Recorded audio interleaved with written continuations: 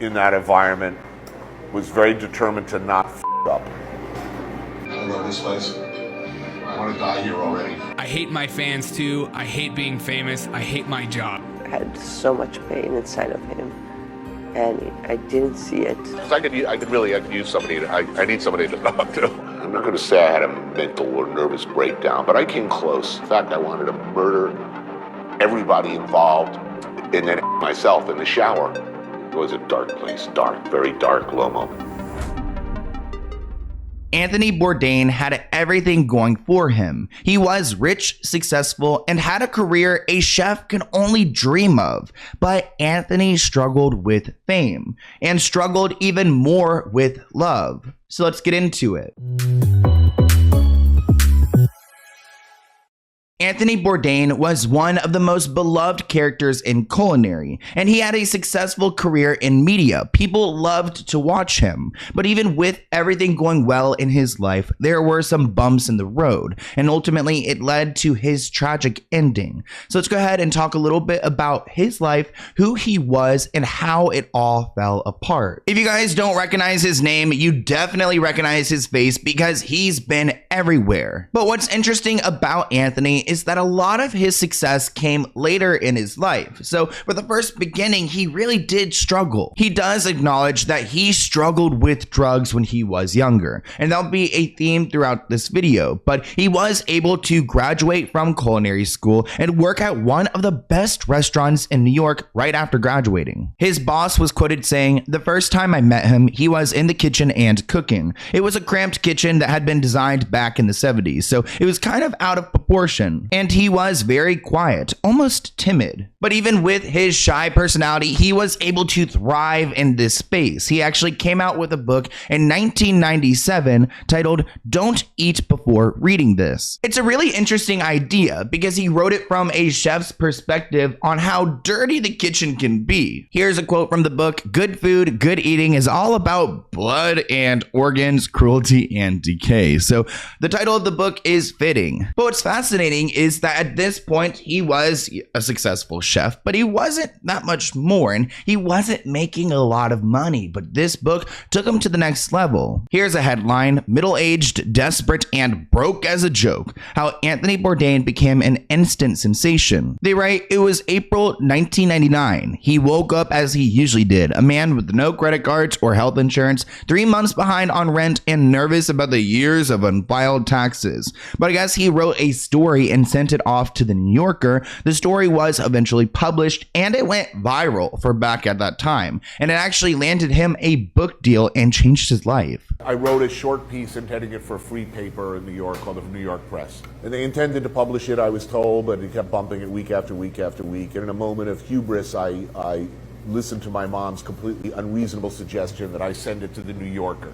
New Yorker calls and says, "We're running your story, we're buying your story." They ran it. That was a huge break for me because within 48 hours, an editor at Bloomsbury USA named Karen Rinaldi had read the article and commissioned me for the staggeringly high price of $50,000 to write a book. When that book came out, it was immediately a bestseller, and it changed my life overnight. Overnight. I was old enough and I f***ed up enough already that I just said, you know, I realized this is a lucky break, was unlikely to get another, so I made very careful choices in that environment, was very determined to not f*** up. So once his career was more established, he started to develop his personal life. They were married back in the 80s, but in 2007, they became parents. And while it seemed like they were happy, I mean, they were together for 20 years and they had a daughter together, they really weren't. In September 2016, the couple announced their plan to divorce, citing that their decision was mutual and amicable. But it didn't take Anthony long to move on. He started having a relationship with an Italian actress named Asia. I'm honestly not surprised that his first marriage fell apart, because when someone goes through such a big career switch or an influx of money, it kind of changes who they are, what they want. You know, he's no longer that man who's struggling to pay rent, so now he has time to think about what he actually would like. And, you know, he had a big career in media, so that probably put a lot of tension on their relationship. As a cook, tastes and smells are my memories. Now I'm in search of new ones. So I'm leaving New York City and hope to have a few epiphanies around the world. And I'm willing to go to some lengths to do that. I'm looking for extremes of emotion and experience. I'll try anything. I'll risk everything. I have nothing to lose. Like I said earlier, you've probably seen some of Anthony's shows before because he was on TV for 17 years. He also had a popular show titled Parts Unknown, where this chef, Anthony Bourdain, went around and traveled to very interesting places to try their food and experience their culture. I actually remember watching this growing up, and I learned a lot about the world by watching this. I mean, I can't imagine what the experience was like. It must have been amazing. There is no better place to entertain the leader of the free world, in my opinion, than one of these classic, funky, family-run noodle shops you find all over Hanoi. We're at a point where we seem to be turning inwards. I mean, we're actually talking about building a wall around our country. And yet you have been reaching out to people who don't necessarily agree with us. It confirms the basic truth that people everywhere are pretty much the same. Anthony's show, Parts Unknown, never came to an end. It only ended because he had passed away. Let's talk about the final episode of his show, Parts Unknown, because this article claims it's no BS just like him. Even though Anthony wasn't able to complete this episode specifically, they did continue with it, and they focused on Manhattan's Lower East Side. You know this neighborhood from the dope house. Yeah, all of them. I mean, I know every corner, every brand. By order of like preference. On the final Parts Unknown, Anthony Bourdain traveled to New York's Lower East Side. He only went there when he was young for music and he has spoken openly in the past about his battle with addiction and use of heroin. And in his final episode, Bourdain took a very strange trip down memory lane. DOA, I remember. Poison, you must remember. Poison, yes, of course. Evidence, you were a psycho. I remember all of those. Did you ever do Hellraiser? No, I don't remember ever. Bourdain has said he doesn't have a lot of regrets about that period in his life. In fact, he had a sense of humor about it. Toilet. It is. Classic, right? You know, you knew you were doing something bad when you bought a product called toilet and, you know, shot it in your arm or, oh man, memories. What's really sad about that last episode is we got to learn a little bit about Anthony's experience with drugs. And to be honest, watching that, I've never seen anything like that in my life where they have like just the drugs available for people to go and buy. And it's really scary that he was ever in that position. In June 2018, Anthony Bourdain was found dead at the age of 61, which 61 is young, guys. I feel like we've got like, you know, teenagers and people in their 20s and even 30s are like, you know, 61 seems old, but it's really not nowadays. He was found in his hotel room in France after taking his own life. He was there in the area working on an episode for the series Parts Unknown. This article claims that the growing toll of fame and his own troubled relationships led to him taking his own life. They revealed that the way that he had passed away was by using a belt and taking it into the bathroom and doing that. I don't even feel like we need to describe all of that part there, but it doesn't seem like it was necessarily like a drug overdose, even though he did have drug issues. Toxicology report revealed that there are no narcotics found in his body at this time. There's actually a really creepy video that people claim that Anthony had predicted his own death in this episode, and you could just see it in plain sight. Oh, all right.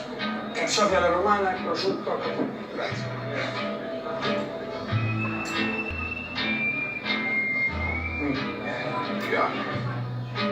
I love this place. I want to die here already. And I might yet. He's such a charming guy. It's so sad to think that this has happened to him. And we started learning some more about why he did this because some of his final text messages were revealed. Anthony Bourdain struggled with fame and heartbreak in the days leading up to his death. A journalist named Charles included text messages sent by the late celebrity chef in his final days that give insight into his mindset.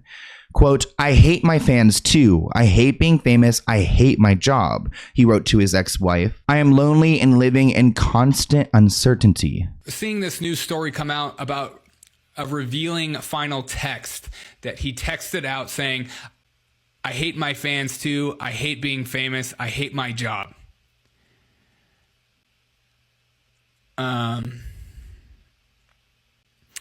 And that's really sad. Because I think we all have this this idea of being famous is wonderful. Being famous is amazing. That's why we, make podcasts. That's why we enjoy content creators. That's why we all want to be rock stars. We all want to be comedians. We all want to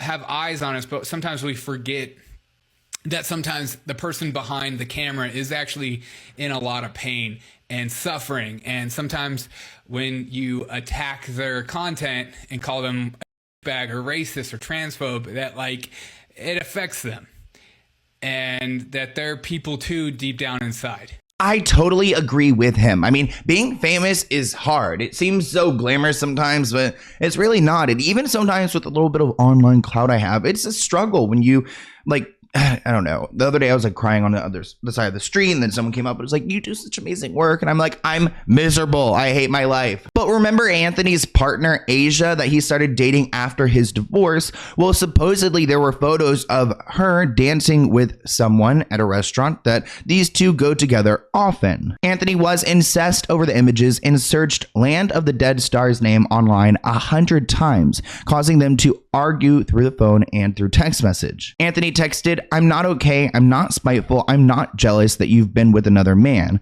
I do not own you. You are free, as I said, as I promised, and I truly meant it. But you were careless. You were reckless with my heart, my life." Oh, that's so sad. And then to think he took his life after this. These messages were sent 5 days before everything went down. Asia texted him back and said, "I can't take this," and his possessiveness, and decided to break up with him. A day later, after a full day of filming followed by a night of drinking, Anthony reached out to Asia once more and said, "Is there anything I can do?" He asked her, "Stop busting my balls." Anthony then, according to the book, simply wrote back, "Okay," and then had taken his life.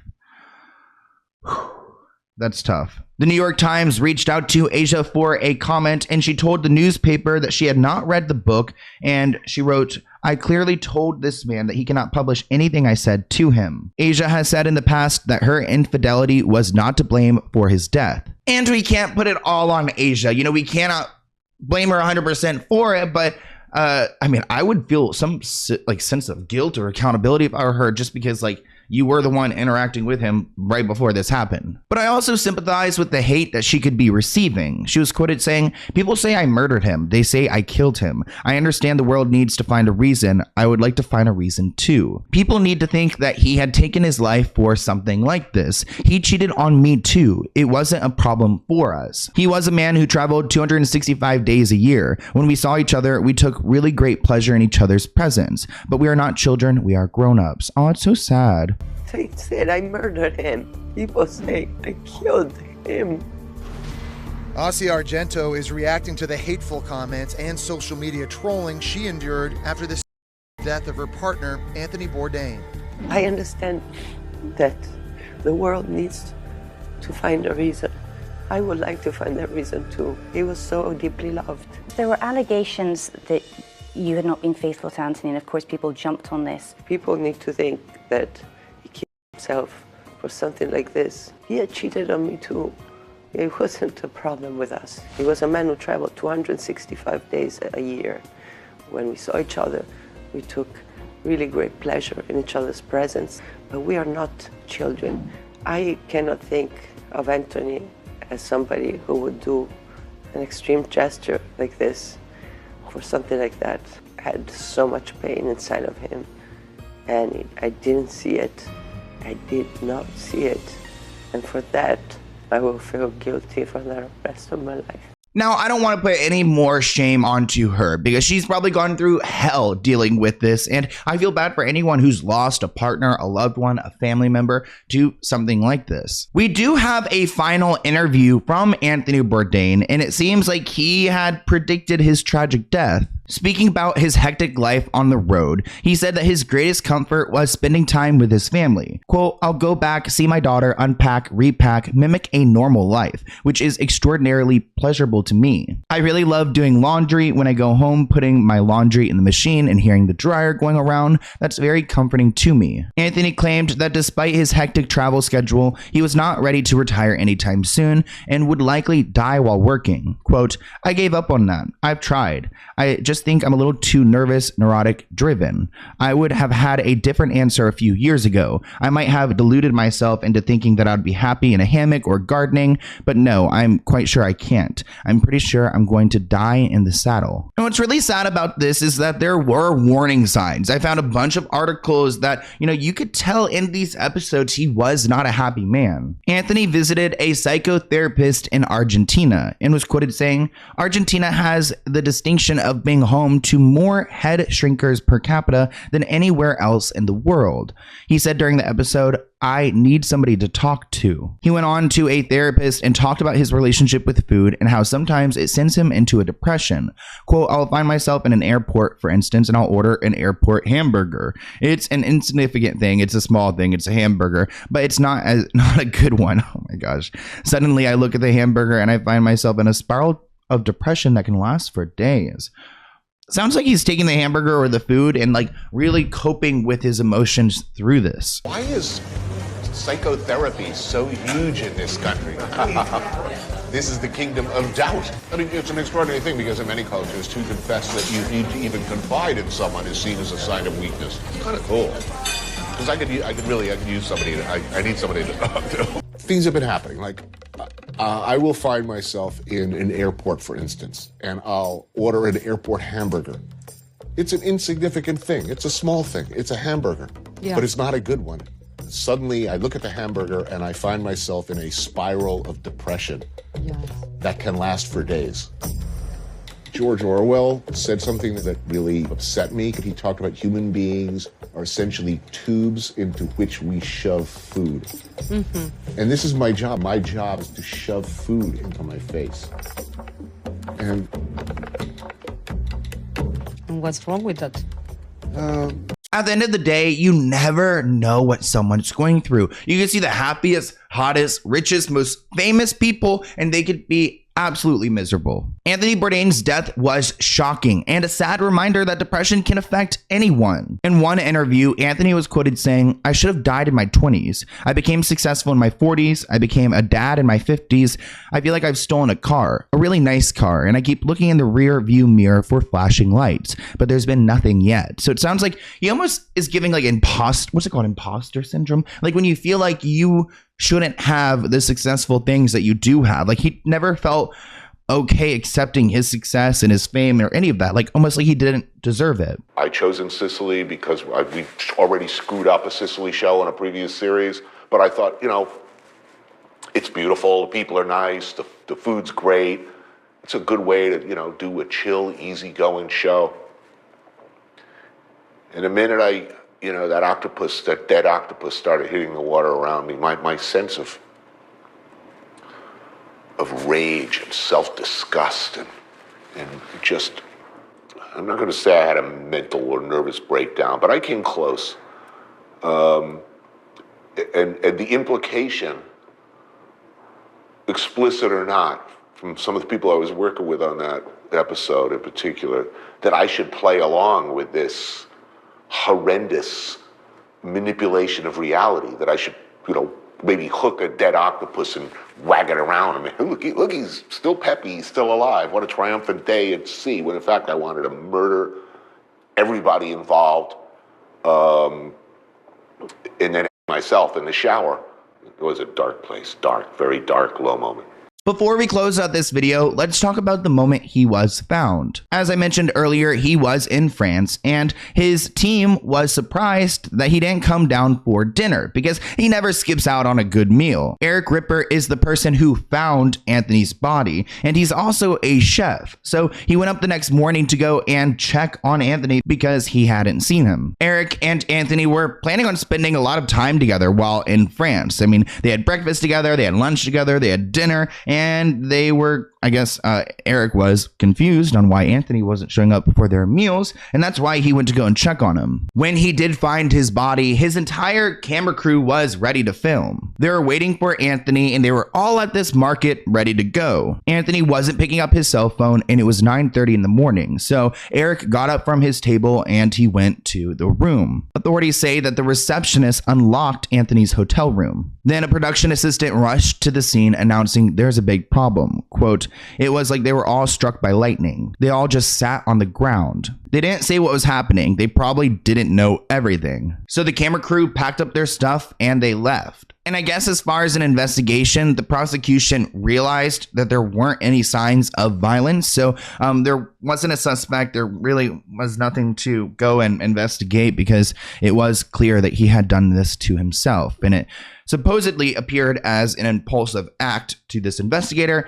But I feel like none of this stuff is necessarily impulsive. It kind of takes time to build up those emotions and, you know, those thoughts. And I feel bad for him and his family. We lost an essential person in the culinary business, and all of the media that he's done over the years will live on forever and continue his reputation, his legacy. So I want to hear what you guys think in the comments below, and I'll see you in a new one soon. Bye, guys.